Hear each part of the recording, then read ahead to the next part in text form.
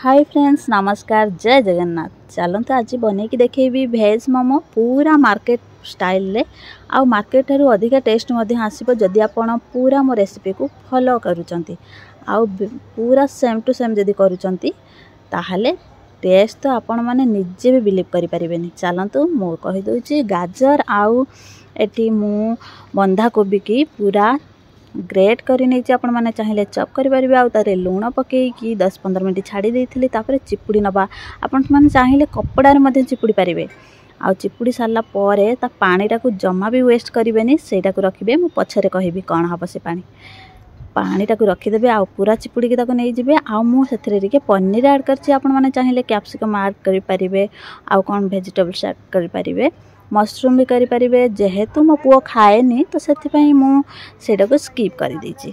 आउ मोमोज रे बंधा को भी जमा भी आपण ऐड न करेंगे बोली भावेनि, ऐड करेंगे बहुत ही बढ़िया टेस्ट आसीबो। आउ पियाजर कमी जमा भी करेंगे। मुझे गोटे पियाज को पूरा चॉप करके नहीं किंतु मो पुओ को टिके पियाज पसंद नुह से गोटे नहीं आपण मैंने चाहिए दीटा नहीं पारे। आउ रसुण को पूरा चुन चुन करी काटी नेबे, अदा को पूरा चुन चुन करी काटी नेबे। जेमती प्रोसेस रे मु करूची सेमती जदि फॉलोअप करूचंती तो मार्केट ठारू बेस्ट मोमो आपण घरे ही खाई परिबे। बनइबे बहुत सारा बनइबे, बहुत सारा खाई परिबे। आउ तापरे देखंतु मु एठी पूरा चॉप करके नहीं नउछि अदा को मध्य। आ तापरे आपण माने चाहिए ताकू कंचा मध्य गोळेई गेले कि मसला सब करि परिबे।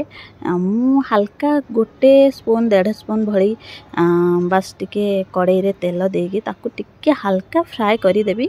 जेहेतु तार कंचा स्मेलटा पळेइबो तो टेस्टटा टिके यूनिक लागिबो। हल्का मु गोटे स्पून भली तेल देइछि आ सेतिरे फास्ट पकई देइथिली रसुण, तापरे अदा भाजी सारला परे टिके प्याज को पकईकी हल्का टिके फ्राए करिबा करिकी धनिया पत्र दबा को जमा भी भूलिबेनी। धनिया पत्र टिके चॉप करके देबे, धनिया पत्र प्याज साथ दे देबे आउ लूण टिके देइथिबे काहेना प्याज सिझिबा पई कि हेल्प करिवो। आउ तापरे जो आपण सब ग्रेट करके परिबा पत्र रखिथिबे सब को दे देबे, दे दे के हल्का भाजी चलिबे। आउ भाजिला बेले टिके मैगी मसला जदी थिबो दे देबे, नथिबो तो चलिबो। आउ जीरा गुंड टिके आउ हमर धनिया गुंड टिके दे देबे, देकी ताको भल से टिके फ्राए करि देबे जेमती परिवार टिके कंचा स्मेल पळेइबो। हाँ भूली गली सेतरे टिके गोलमरीच गुंड मध्य देइथिबे, गरम मसला न पकेले चलिबो। तापरे हमर एटी रेडी हो जाइछि पूरा फ्राए हे कि हमर परिवा पत्र सब पूरा रेडी हो जाइछि। एबे जिबा नेक्स्ट प्रोसेस को चटनी बनेबा। चटनी मु टमाटो को आउ रसुण किछि अदा बास छोट खंडटे आउ जो परिवा पानी रखिथिली काढिकी सेई परिवा पानीटा या धेरे दबा। चटनी रो पूरा टेस्ट ही अलगा कर दबा। आउ लंका जे जेमती खाउथिबे सेमती ऐड करिवे। बास ताको सिझिबा पई छाडी दबा। एपटे आमे मैदा को चकटिबा। मैदा रे लूण दबानी कि तेल दबानी किछि दबानी, सेमती ही ताको गोळेई कि आउ चकटिबा। चकटिकी ताको मु पूरा पूरी जति बड़ साइज आपण करंती पूरी ठारो टिके छोट साइज करिवे आ पतला पतला पूरा बेलिवे तो बढ़िया ही आपणकर मोमोज हबो।